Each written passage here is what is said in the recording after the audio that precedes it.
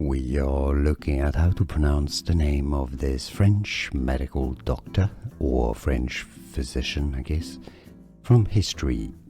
How is it said in French? If you're looking at how to make sure a famous disease was named after him, Philippe Gaucher is how it's said in French, Philippe Gaucher. So in English, Philippe rather than Philip, Philippe Gaucher is how it's generally said in English, as in Gaucher disease. Philippe Gaucher. We are looking at how to pronounce the name of this French medical doctor, or French physician, I guess, from history. How is it said in French? If you're looking at how to make sure a famous disease was named after him, Philippe Gaucher is how it's said in French, Philippe Gaucher.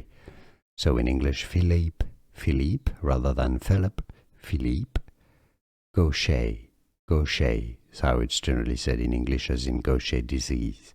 Philippe Gaucher. Here are more videos on how to pronounce more confusing words and names too many mispronounced. Like this video if you found it useful. I appreciate your support. I'll see you soon and thanks for watching.